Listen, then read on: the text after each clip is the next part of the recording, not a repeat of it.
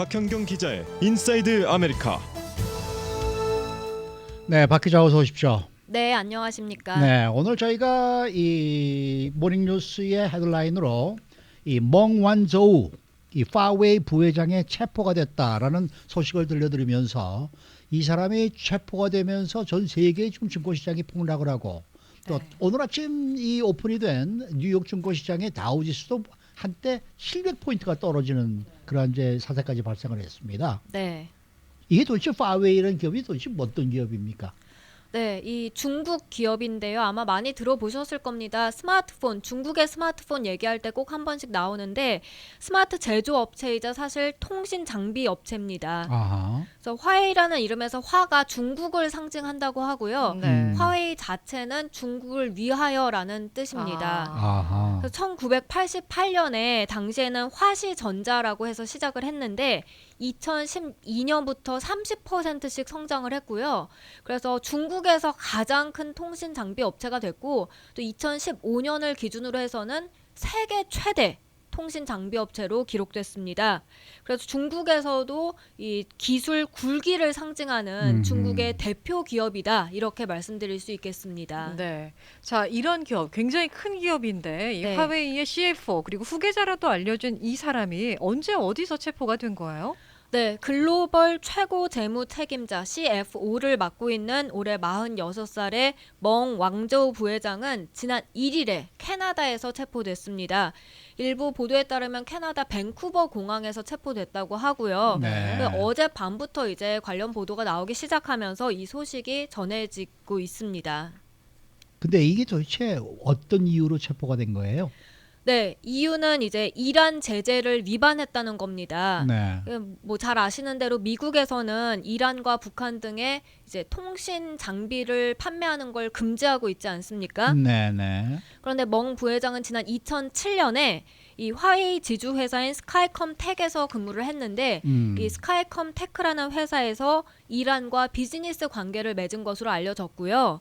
그리고 또 멍 부회장은 이제 이란과 다른 국가들의 제품을 판매함으로써 미국의 대이란 제재를 위반했다는 게 미국 측 주장입니다. 네. 그리고 미국에서는 화웨이가 최소 2016년부터 이란 제재를 위반한 것으로 보고 있고요. 그래서 이미 지난 4월에 이제 연방 정부가 화웨이가 이란 거래 제재를 위반했는지 여부에 대해서 조사를 벌이고 있다는 보도가 나왔습니다. 네. 그러면서 연방 정부는 화웨이가 국가 안보를 위협한다면서 다른 나라들에게까지 그랬죠. 화웨이를 이용하지 말라 보이콧을 네네네. 요구를 했죠. 네네. 그리고 실제로 보이콧 움직임이 전 세계적으로 확산되기도 했고요. 네. 그래서 아무튼 이제 미 수사 당국이 그 후에도 계속 수사를 벌여 왔는데요.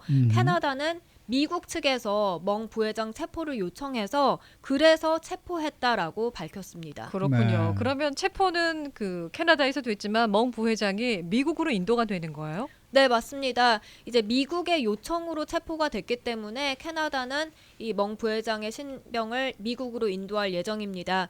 그래서 현재 캐나다 법무부가 밝힌 내용은 멍 부회장의 보석 심리일이 7일이다. 그러니까 내일이다라고 밝혔고요. 네. 하지만 멍 부회장에 대한 그 요청한 보도 금지가 발령됐기 때문에 그렇기 때문에 좀 추가적인 다른 내용까지는 밝힐 수 없다고 전하고 있습니다. 네. 도대체 그 멍 부회장이라는 사람이 어떤 사람이에요? 그러니까. 보니까요 화웨이 창업자의 딸이더라고요. 아하. 그래서 사실 그룹 내 실질적인 2인자다라고 아. 나오고 있고요. 입사는 1993년에 했습니다. 그래서 1998년에는 중국 대학에서 회계학 석사 학위를 받은 뒤에 재무통으로 성장을 했고 국제 회계팀과 경영 전략팀에서 경영 수업을 받으면서 그룹 후계자로 떠올랐습니다. 아하. 그리고 부모가 이혼을 해서 어머니 성을 따라서 이제 성을 멍이라고 바꿨다고 하고요. 이제 멍 부회장의 남편 역시 화웨이의 이사로 알려져 있습니다. 그렇군요. 근데 이 멍 부회장이 체포되자마자 아주 중국에서는 난리가 났어요. 네. 네, 주 캐나다 이제 중국 대사관이 어제 성명을 발표했는데요. 성명 내용은 이렇습니다. 캐나다 경찰이 미국과 캐나다의 어떤 법률도 위반하지 않은 중국 국민을 미국 요청으로 체포했다. 심각한 인권 침해 행위고 중국은 결연한 반대와 강력한 항의를 표시한다고 밝혔습니다. 네. 그리고 경상 중국 외교부 대변인도 이제 정례 브리핑에서 이번 일을 밝혔는데요. 중국 측은 이번 사건과 관련해서 캐나다와 미국의 엄정한 입장을 표명했다라면서 상대방의 체포 이유를 명백히 밝히고 체포된 인원을 즉각 석방해라 그렇게 요구했다고 합니다. 그리고 화웨이 역시 성명을 냈는데요.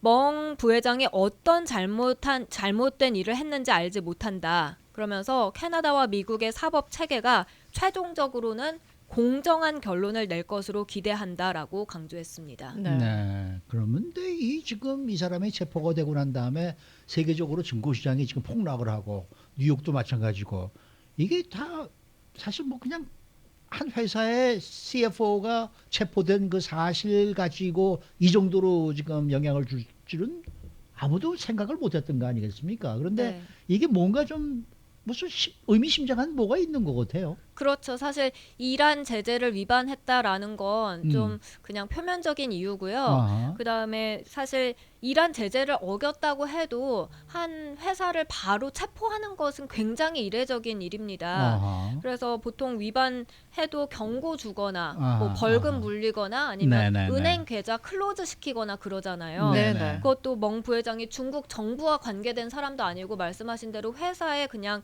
직원인데 그렇게 좀 체포하는 것은 굉장히 드문 경우라고 말씀드릴 수 있겠고요. 그렇기 때문에 미국에서 말하는 이란 제재 위반 이유를 순수하게 받아들이기는 어렵습니다. 아하. 그것도 체포된 날짜가 1일이었다고 전해드렸는데요. 네네. 기억하시겠습니다만 1일은 이제 트럼프 대통령과 시진핑 중국 주석이 사실 G20 정상회의가 열린 아르헨티나에서 정상회담을 했던 네네. 날입니다. 그래서 두 정상이 우호적인 분위기에서 만났거나 만남을 준비할 때 미국에서는 이 멍 부회장 체포 계획을 수행한 거거든요. 네. 그리고 정상회담에서 90일간 휴전하겠다라고 합의를 했는데 글쎄 말이에요. 근데 불과 닷새 만에 이런 소식이 전해지면서 사실상 미국과 중국 관계가 지금 핵심이 되고 있습니다. 그래서 미국은 뭐 말씀드리면 본때를 보여주자 이런 네네. 걸로 지금 해석을 하고 있고 중국에서는 뭐 진짜 이란 제재를 위반했다 하더라도 그런 사실 여부를 떠나서 인정하기 어렵다라는 입장인데요. 네. 그래서 이번 멍 부회장의 체포는 사실상 미국과 중국의 자존심 대결이다. 이렇게 좀 말씀드릴 수 있겠고요. 논란은 계속해서 당분간 이어질 것으로 보입니다. 네, 앞서서 저희가 여러 번 전해드렸습니다만 이번 일로 인해서 증시가 아주 크게 폭락했고 지금 유튜브 댓글로 청취자 한 분께서 본인 주식도 굉장히 많이 손해를 보셨다는 말씀을 해주시는데요. 네. 지금 상황이 그렇죠? 네, 그러니까 어제 아시아 증시부터 해서 지금 뉴욕 증시까지 폭락하고 있습니다.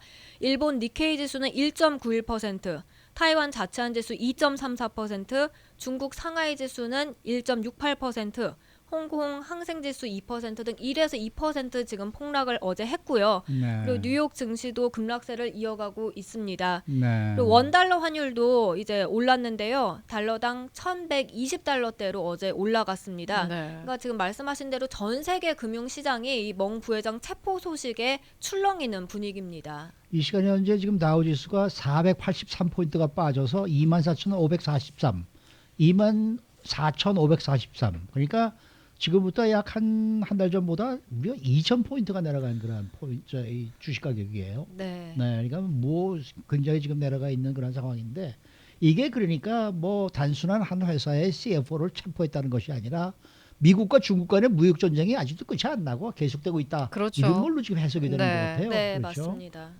야단났습니다 이거. 네. 수고 많으셨습니다. 네, 감사합니다. 네, 박현경 기자였습니다.